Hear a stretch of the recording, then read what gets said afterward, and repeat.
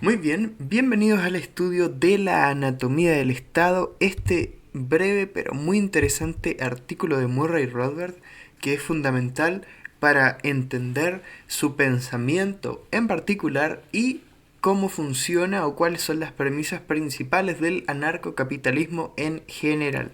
El día de hoy vamos a ver el capítulo tercero de este artículo que se titula ¿Cómo se preserva al Estado a sí mismo? Y a pesar de que es un capítulo que es cortito, tiene bastante contenido, así que voy a estar leyéndolo. No lo voy a estar leyendo textualmente, para eso podrían hacerlo ustedes, sino que yo lo voy a ir comentando, pero si ven que estoy mirando la pantalla más de lo habitual es porque tengo algunas notas acá que me van a ayudar a que pueda expresarme de la mejor manera. Bueno, entonces, como establecimos previamente, el Estado no obtiene sus recursos de una manera pacífica, eso quiere decir que no lo obtiene ni por la producción, ni por el intercambio, ni por la donación, sino que lo obtiene por una manera que era lo que Franz Oppenheimer llamaba los medios políticos. ¿Qué es los medios políticos? Los medios violentos por los que se obtiene el financiamiento, que aquí Rothbard en el ensayo lo llama la depredación. Entonces, la única manera en la que un sistema de depredación sea sostenible es que tiene que ser una minoría de la población la que deprede a la mayoría de la población.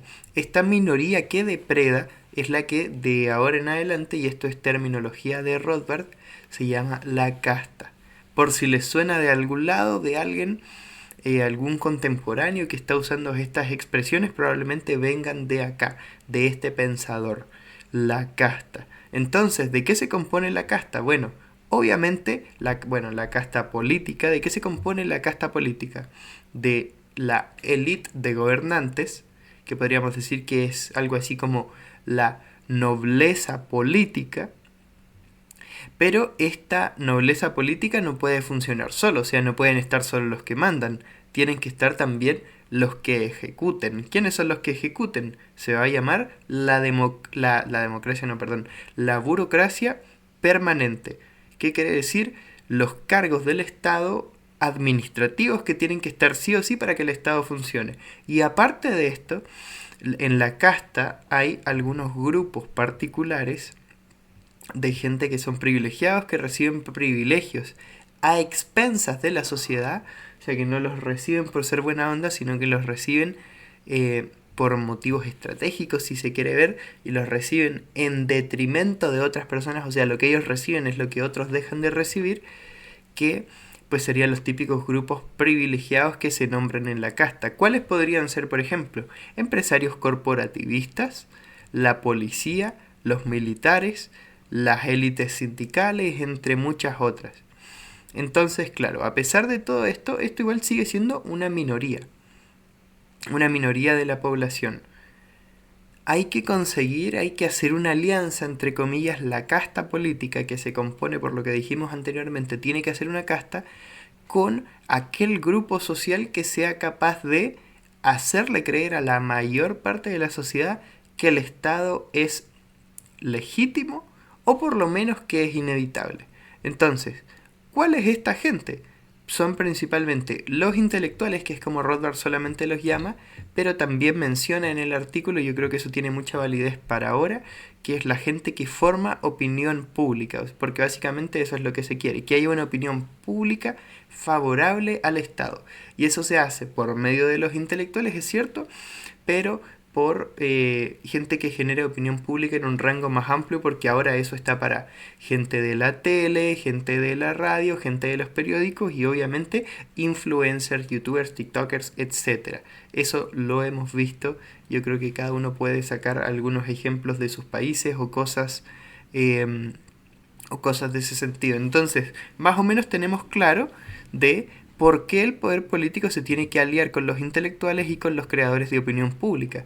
Pero uno no tiene muy claro de por qué los creadores de opinión pública y los intelectuales se quisieran aliar con el Estado. Bueno, es porque el mercado en el que ellos figuran, que es el mercado de las ideas, el mercado intelectual, es más incierto y más peligroso, si uno lo quiere ver de esa manera, no de que a uno le vaya a pasar algo malo, sino de que puede fácilmente pasar de tener unos buenos ingresos a tener cero que al mercado productivo. Entonces, si uno se aperna en el Estado, si uno quiere estar como tranquilo, sin tener que esforzarse mucho, lo más cómodo es trabajar para mantener el poder político, para mantener y legitimar constantemente a los gobernantes, al Estado. Entonces, bueno, los argumentos que sacan tanto los intelectuales como los creadores de opinión pública, pese a que son muy diversos y vamos a verla aquí bastantes, sus cadenas de razonamiento se dividen en dos. Número uno, los gobernantes son más grandiosos y sabios que el pueblo, que a pesar de bueno es bastante mediocre.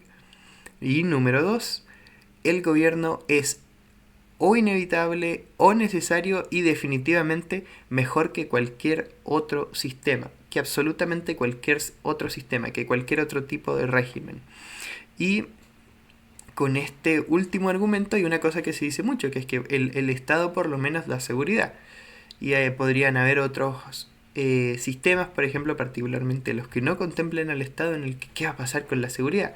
Y bueno, aquí se tiende a pensar que más o menos el Estado entrega seguridad porque es muy benevolente, pero la verdad es que si el Estado quiere mantener su monopolio de la depredación relativamente tranquilo o sin ninguna intervención molesta, tiene que mantener a raya el crimen privado. O sea, el Estado no puede permitir que haya una competencia de crimen, una competencia de depredación, porque en ese caso, pues él no va a estar consiguiendo lo que necesita. Entonces ese crimen lo erradica naturalmente. El crimen que no complica al sistema depredatorio del Estado, pues muchas veces no es atendido con tanta vehemencia. Bueno, ahora entremos de lleno con cuáles son algunos de los argumentos que se utilizan particularmente o cuáles son algunos de las ideologías las cuales se toman para que la gente legitime el Estado o para que se confunda y crea que lo que quiere realmente es el Estado.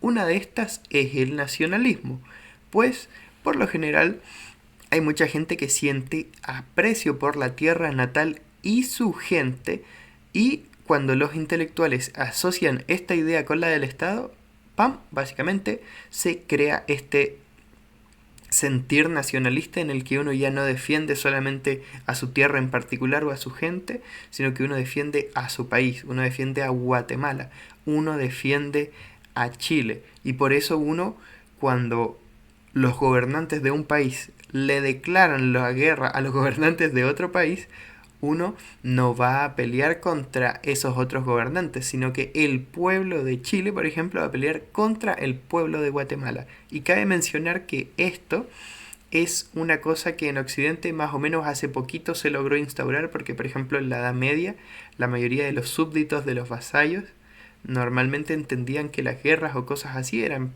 pérdidas de tiempo desde su punto de vista, que hacían los señores feudales y que poco o nada los atañían a ellos. Es más o menos como hace 2-3 siglos que el nacionalismo en sus distintas vertientes se va apoderando de la mente de las personas y se va mezclando con la idea de patriotismo, si uno lo quiere ver de esa manera. Bueno, después, y relacionado con la idea del nacionalismo, se tiene un argumento que la verdad que lógicamente no es sostenible, pero así se dice y hay ejemplos de ello, de que se usa ese argumento, es que mientras más longevo es un Estado, más legítimo es. Por ejemplo, los estados nuevos, yo qué sé, Bosnia, Kosovo, todas esas cosas, serían en ese caso menos legítimos que Estados Unidos, que Inglaterra, por ejemplo, que Turquía, que los estados que son más longevos. Entonces, en ese caso incluso ahí se hace uso del nacionalismo e incluso se llega a mitificar, se llega a venerar a los antiguos gobernantes, como nombrando a grandes avenidas, haciéndoles estatuas, dedicándoles días en particular. Yo creo que cada uno puede pensar en algún ejemplo que sea que sea relacionado a su país. Yo no quiero dar tantos ejemplos ni de Chile ni de Guatemala porque a pesar de que yo creo que la mayoría de gente que ve este contenido es de esos países, lo quiero dejar bien internacional. Bueno, además de ello, los argumentos a favor de la inevitabilidad del gobierno tienden a mezclarse con filosofías deterministas en las que dicen que más o menos está como impregnado, calcado en la naturaleza del ser humano que tiene que existir gobierno, que eso está impreso ya sea en nuestra naturaleza metafísica, si uno lo quiere ver de una manera, somos malos por naturaleza, alguien nos tiene que gobernar, por ejemplo, para que no nos matemos entre todos, o en nuestras condiciones materiales, o hay así muchos tipos de argumentos. Bueno, se mantiene a raya también el relato oficial, porque todo esto es para mantener un relato oficial. ¿Cuál es el relato oficial? El Estado es bueno, el Estado es necesario, o si no, por último, el Estado es inevitable. Bueno, entonces, ¿cómo se mantiene a raya el relato oficial manteniéndolo solo por una línea, valga la redundancia? Bueno, tachando todas las opiniones e interpretaciones divergentes de teorías de la conspiración. Esto es una manera de ridiculizar el pensamiento no oficial, y así pues uno puede establecer entre qué es lo serio, que curiosamente siempre es lo que dice el gobierno, lo que proponen los intelectuales del gobierno, y qué es lo disparatado, qué son las teorías de la conspiración, qué es lo reaccionario. Bueno, curiosamente y por lo general, mayoría de cosas que dejen mal al gobierno, que ridiculicen el gobierno, que expongan las fallas del gobierno, que expongan las ineficiencias del gobierno, etc. Bueno, entonces, ya que hay que tener, estoy enumerándolos porque son muchos. En este capítulo Rothbard, la verdad que eso es la mayoría de ejemplos que da, de ideas, de pensamientos, de ideologías que usan los intelectuales para mantenerlo a uno, entre comillas, sometido, o creyendo que el sometimiento del Estado es bueno, necesario o por lo menos inevitable. Bueno, y ya que ahora la mayoría de los países en Occidente son seculares, lo que se usa como lo que anteriormente se utilizaba como la figura de Dios es la figura de la ciencia, siendo que lo que dice la ciencia, o lo típico que se dice, esto de lo dice la ciencia, como si la ciencia tuviera entidad por sí misma, como si el cúmulo de conocimiento científico tuviera entidad y pudiera decir, no, yo dije esto, esto está bien, esto está mal, entonces si lo dice la ciencia, así es. Si la ciencia dice que tenemos que encerrarnos en nuestra casa por año y medio por X o Y motivo biológico, epidemiológico, etcétera, pues así es. Si la ciencia dice que tenemos que estimular el consumo para que así se reactive la economía, así es. Básicamente, entonces, todo lo que antes decían porque así lo dijo Dios y es mandato divino, ahora se dice porque así lo dice la ciencia, y la ciencia es la ciencia. Entonces, muchas veces lo que se hace es que se agarran estas cosas, se agarra esta terminología científica y se le pone a frases que normalmente serían un asalto al sentido común, pero como suenan así bien científicas, complicadas, rimbombantes, como que la gente dice, ah, bueno, a lo mejor ahí tienen razón. Ahora, digamos algo, y esto lo voy a leer textual. El mayor peligro del Estado es la crítica intelectual independiente. Son las minorías organizadas e independientes las que tienen el poder de iniciar un cambio social con la propagación de mensajes contrahegemónicos. Porque si nos damos cuenta, al final lo que Rothbard está intentando decir en este capítulo, y con esto concluyo, es que la permanencia en el tiempo de un Estado no es necesaria, no se debe necesariamente a la fuerza, sino que en última instancia el pueblo, la población, de alguna manera por lo menos, tiene que estar convencida de que está viviendo en un lugar que es legítimo. Entonces, si alguien se pone a ridiculizar el Estado, si alguien se pone a decir que es ilegítimo, con buenos argumentos, y con argumentos que se vean que son, como dicen ahí, intelectuales e independientes, pues es el mayor peligro para el Estado. Por eso los tachan de pseudociencia, por ejemplo, por eso los tachan de relatos de la conspiración o cosas de ese estilo. Y pues eso sería este capítulo, como les dije, corto pero denso.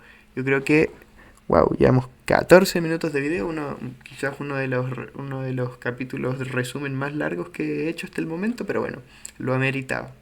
Pueden suscribirse si quieren, pueden revisar el resumen que tengo escrito por si quieren mirar esto con mayor detalle, o pueden consultar el artículo directamente, que también los dejo en la descripción. Así que muchas gracias, suscríbanse, comentarios y todas esas cosas para que estimulen el algoritmo de YouTube y así más gente lo pueda ver y nos vemos mañana.